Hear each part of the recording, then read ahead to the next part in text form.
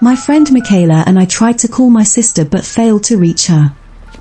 Worried, we searched all over the mansion for her, but she was nowhere to be found. It wasn't until I remembered her table from earlier that my panic truly set in. As I frantically searched for her, I noticed her phone lying on the ground a few steps away from the table. Her bag, containing some of her belongings such as face powder and lipstick, was also left behind.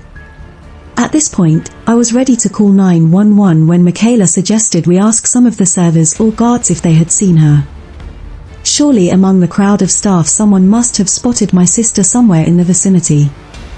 I show the group a photo of my sister, her bright smile and sparkling eyes captured forever in that one moment. They immediately begin to make calls on their radios, determined to find her. As the hours pass by, we exhaust all efforts in searching for her.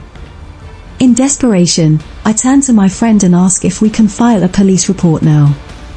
Without hesitation, she takes her date's car and drives us straight to the nearby police station.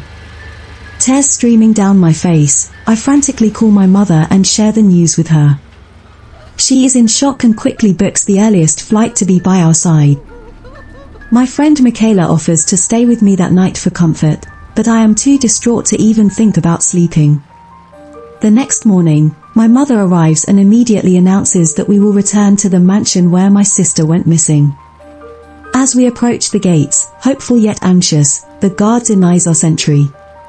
We plead and explain our situation, but he coldly replies with a simple "I'm sorry, I can't let you in." Frustration and anger building up inside me, my mother takes me to the police station to demand answers as to why a search warrant hasn't been issued for this location.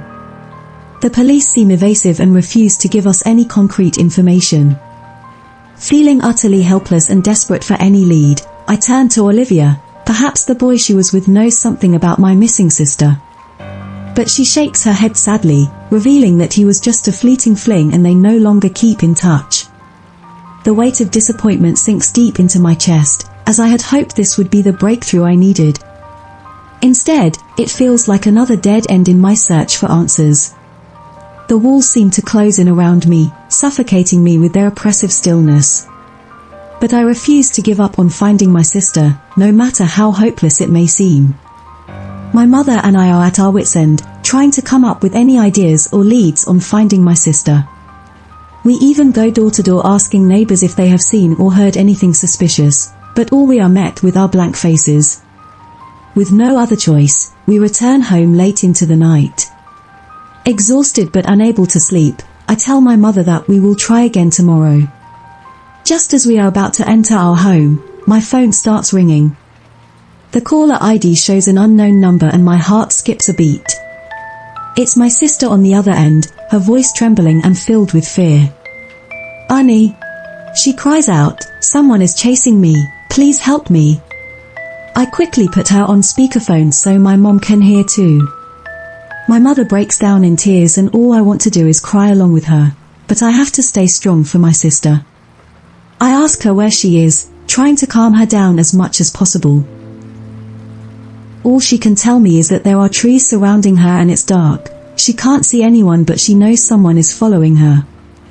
Through sobs and gasps for air, she tells us that they injected multiple syringes into her and it hurts. My heart shatters into pieces at this news, and my mother feels helpless and urges me to go back to the police station. My sister's battery is dying, and she says they are getting closer.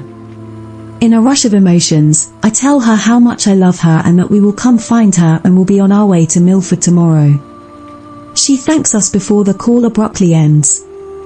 Trembling and numb with shock, my mother and I make our way back to the police station determined to get answers and bring my sister home safely. Our minds racing with fear and uncertainty, we pray for my sister's safety as we wait for any news or leads from the authorities. As we pulled up to the police station, my hands were shaking and my heart was pounding. We reported the incident and the officer took our report, promising to do everything in their power to find my missing sister.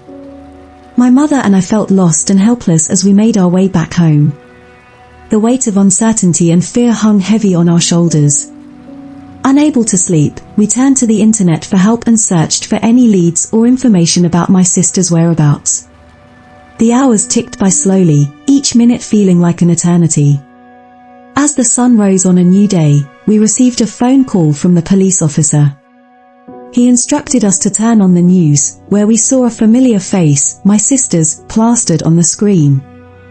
The body of my sister was discovered near a bustling public place, her lifeless form sprawled at the bottom of a construction pit. The news spread like wildfire, shocking and devastating all who knew her. The cause of death was hastily deemed as accidental, as she had apparently slipped into the pit and was unable to escape. The weight of this information seemed too heavy for words to express.